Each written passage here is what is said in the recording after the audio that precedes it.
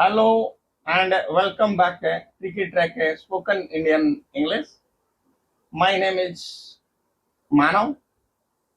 आज का जो हमारा टॉपिक है वो है प्रेजेंट इन डेफिनेटेंस और आज डे है 7. वीडियो को शुरू से लेके लास्ट तक जरूर देखें. टॉपिक को बहुत ही अच्छे तरीके से समझाया गया है और प्रेजेंट इन डेफिनेटेंस के वीडियो को हम यानी कि जो टॉपिक है इसको हम 2 वीडियो में कवर करेंगे. आज हम केवल भाग 1 करेंगे और भाग 2 जो है अगले वीडियो में करेंगे. पहले भाग में सबसे पहले उसकी पहचान बताई गई है कि उसको कैसे पहचाना जाए, फिर उसमें अफर्मेटिव सेंटेंसेस, सिंपल सेंटेंसेस कैसे बनाए जाएं, वो हिंदी और इंग्लिश दोनों में समझाए गए हैं. और उसके बाद नेगेटिव सेंटेंसेस, नहीं वाले वाक्य कैसे बनाएं, साथ में एस या ईएस लगाने के रूल्स क्या है उनको बहुत ही अच्छे तरीके से हिंदी में समझाया गया है. इसके अलावा फ्रीक्वेंसी एडवर्ब को कब यूज करना है वो भी बहुत ही अच्छे तरीके से इस टॉपिक में समझाया गया है. मेरी आपसे रिक्वेस्ट है कि एक बार वीडियो को पूरा जरूर देखें.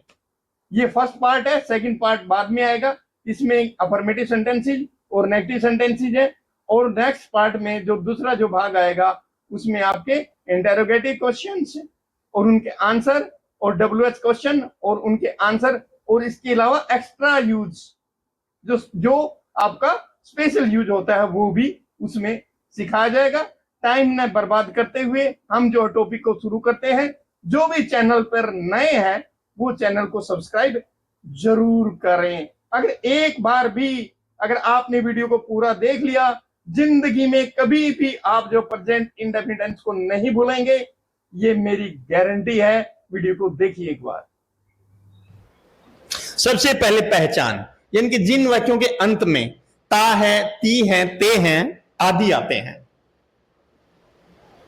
तो वो प्रेजेंट इंडेफिनिट के होते हैं. जैसे वह स्कूल जाता है, वह खाना खाती है, हम क्रिकेट खेलते हैं, वे कबड्डी खेलते हैं आदि.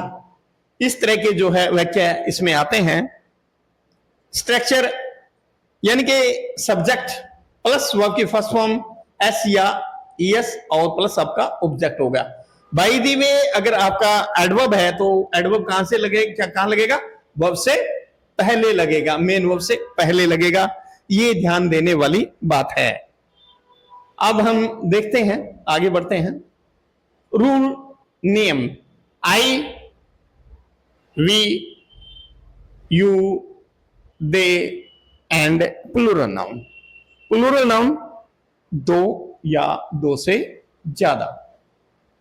वर्ब की first form he, she, it and singular noun.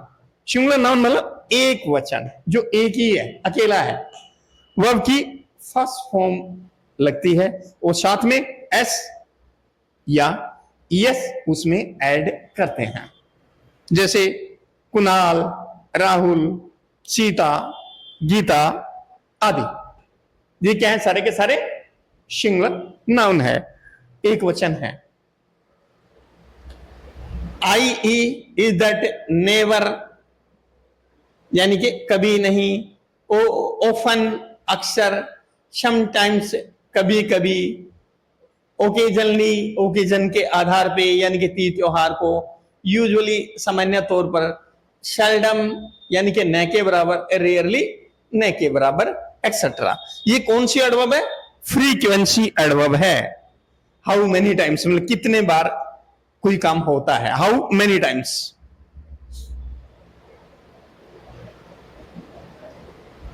DNA सावर का ज्यादा से ज्यादा इस्तेमाल करना है. ये क्या है? आपकी फ्रीक्वेंसी एडवर्ब है. डे, एवरी डे या फिर डेली. इसको जो है एवरी और डे के बीच में स्पेस रखना जरूरी है. वो जो एवरी डे होता है जो मिला हुआ होता है वो अलग होता है. ये एवरीडे ऐसे ही लिखना है और सेंटेंस के लास्ट में लिखना है. और ये वाली जो वर्ब है नेवर, आपका नेवर हो गया, ऑलवेज हो गया, समटाइम्स हो गया, ऑफन हो गया, यूजुअली हो गया और रेयर हो गया, यानी कि रेयरली। इनको क्या करना है, मेन वर्ब से पहले लगाना है, मेन वर्ब से पहले। तो डीएनए शावर हमेशा याद रखना है और प्रेजेंट इंडेफिनिट टेंस करते समय इसका ज्यादा से ज्यादा यूज करना है, डीएनए शावर। वर्ब की फर्स्ट फॉर्म के साथ एस या ईएस लगाने के नियम निम्नलिखित हैं। साधारण तौर पर वर्ब की फर्स्ट फॉर्म के साथ एस लगाया जाता है, जैसे कम, क्या हुआ, ई इनके लास्ट में लगा हुआ था, एस और लगा दिया, कम से हो गया। कम कम था तो एस लगा दिया, ई पहले से ही लगा हुआ था। राइट में भी पहले से ही लगा हुआ था, राइट्स हो गया, टेल्स हो गया और स्पीक्स हो गया। तो इनके साथ में क्या लगाया, एस लगाया। सामान्यतया लास्ट में क्या लगता है, आपका एस लगता है। Rule number 1।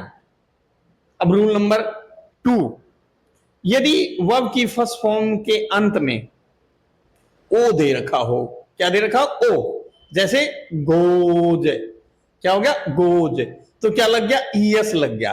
एस एच दे रखा हो, जैसे क्या हो गया, एस एच, वास, तो ईएस लग गया।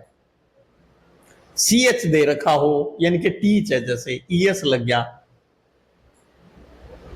एक्स दे रखा हो, मिक्स, मिक्सीज हो गया। क्रॉस, सीआरओ डबल एस, यानी कि डबल एस दे रखा हो, ईएस लग गया। Buzz, B U double S, B U double Z, तो क्या हो गया, ईएस लग गया। तो इस तरीके से क्या होता है, इसमें हम ईएस लगा देते हैं, यानी कि यदि वर्ड्स के लास्ट में ओ दे रखा है या फिर एसएच दे रखा है, सीएच दे रखा है या एक्स दे रखा है या फिर डबल एस और डबल जेड दे रखा है, तो हम ईएस लगाते हैं, ई और एस वर्ड, यानी कि वर्ब के लास्ट में ऐड कर देते हैं।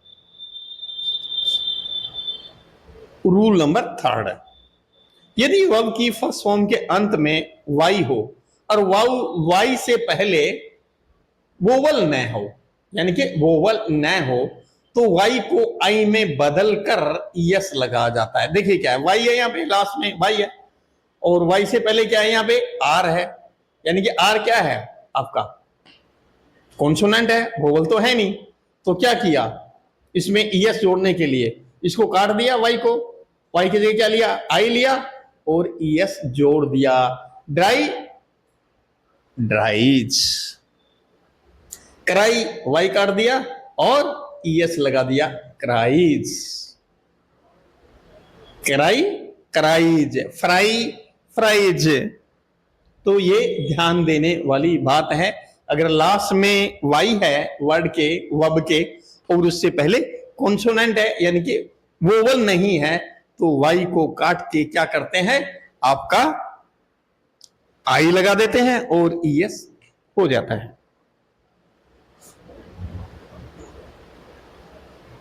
अफर्मेटिव सेंटेंसेस, अफर्मेटिव सेंटेंसेस मतलब साधारण वाक्य, simple sentences. I always respect my teachers. देखो, रिस्पेक्ट, मैं हमेशा अपने अध्यापकों का आदर करता हूं, यानी कि रिस्पेक्ट करता हूं मैं।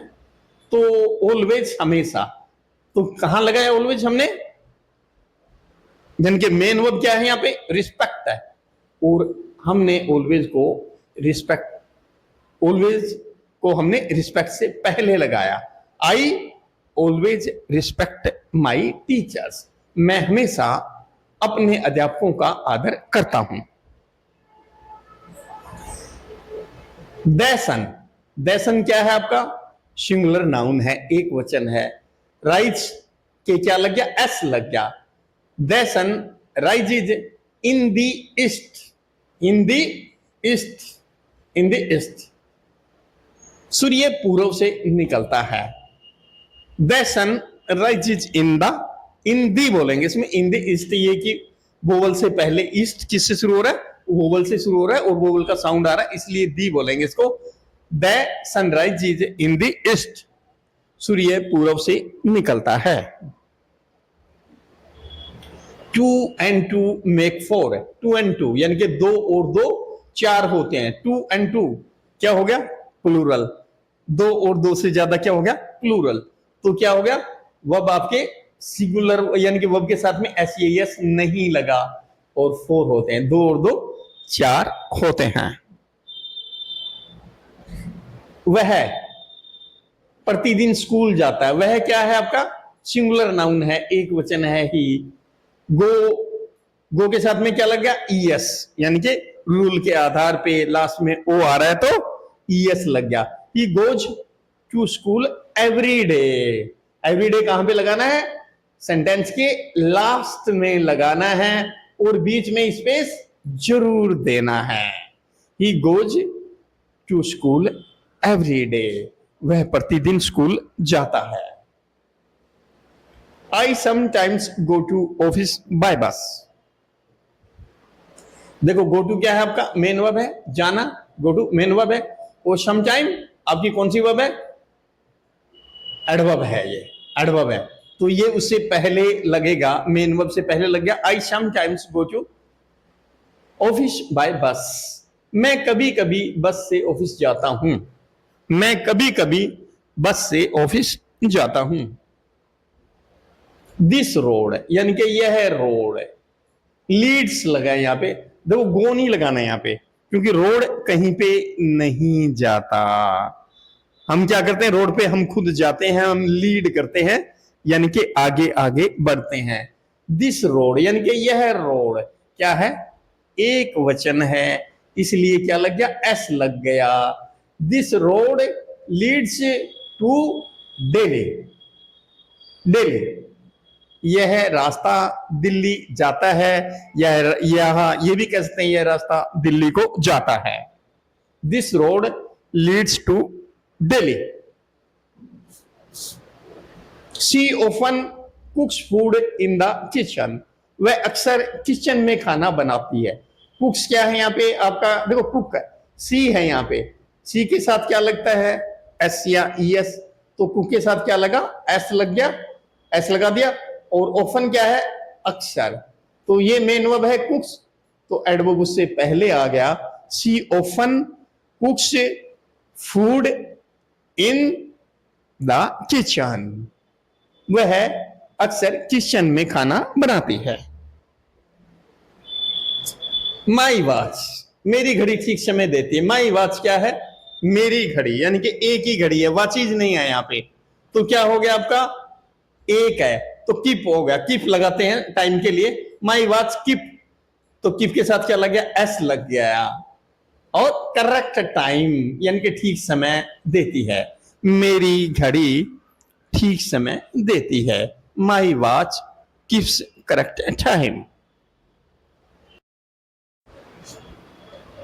नेगेटिव सेंटेंसेस यानी कि नहीं वाले वाक्य। Structure subject plus do not, does not, यानी कि या तो डू नॉट लगेगा सब्जेक्ट के बाद या फिर डज नॉट लगेगा। वर्ब की फर्स्ट फॉर्म प्लस ऑब्जेक्ट, यानी कि एस या यस जो है नेगेटिव सेंटेंसेस में नहीं लगेगा। डू नॉट किसके साथ लगेगा? You, they, we, I and plural noun. Plural noun यानी कि बहुवचन, दो या दो से ज्यादा। You, they, we, I and plural noun के साथ क्या लगेगा आपका? डू नॉट लगेगा। He, she, it and singular noun के साथ क्या लगेगा? डज नॉट लगेगा। यानी कि ही हो गया वह, सी वह, इट या फिर सिंगुलर नाउन यानी कि एक वचन के साथ क्या लगेगा? डज नॉट लगेगा या फिर डजंट भी कह सकते हैं कंट्रैक्शन करके डजंट, यानी कि डोंट भी कह सकते हैं, डू नॉट को डोंट और डज नॉट को डजंट कंट्रैक्शन करके बोल सकते हैं। स्पीकिंग में कंट्रैक्शन अच्छे लगते हैं। He doesn't respect his teachers. He doesn't respect his teachers. वह अपने अध्यापकों का आदर नहीं करता। देखा, सब्जेक्ट हो गया, सब्जेक्ट के बाद क्या लगा, डजंट, और फिर उसके बाद वर्ब हो गया। He doesn't respect his teachers. वह अपने अध्यापकों का आदर नहीं करता है। Two and two don't make four, दो और दो चार नहीं होते हैं। Two and two don't make four, यानी कि टू एंड टू तो क्या हो गया आपका, टू एंड टू प्लूरल हो गया, तो क्या लगा, don't. Two and two don't make four, दो और दो चार नहीं होते हैं। He doesn't go to school every day. वह प्रतिदिन स्कूल नहीं जाता है। ही के साथ क्या लगा, doesn't go to school every day. every day को लास्ट में यूज करना है और ये साथ में स्पेस भी छोड़ना है, every day, यानी कि ये मिला के एवरीडे नहीं लिखना है। वो एवरीडे न्यूज़पेपर, एवरीडे का ड्रामा वो अलग यूज होता है, इसमें स्पेस देना ही देना है। He doesn't go to school every day. वह प्रतिदिन स्कूल नहीं जाता है। I don't go to office by bike. मैं बाइक से ऑफिस नहीं जाता हूं। I के साथ क्या लगा, don't लगा। I don't go to office by bike. मैं बाइक से ऑफिस नहीं जाता हूं। सी क्या है आपका, सी के साथ क्या लगता है, doesn't. She doesn't cook food in the kitchen, वह किचन में खाना नहीं बनाती है। She doesn't cook food in the kitchen. Don't forget like, comment, share and subscribe if you want to watch more videos. Thanks for watching this video. See you next video.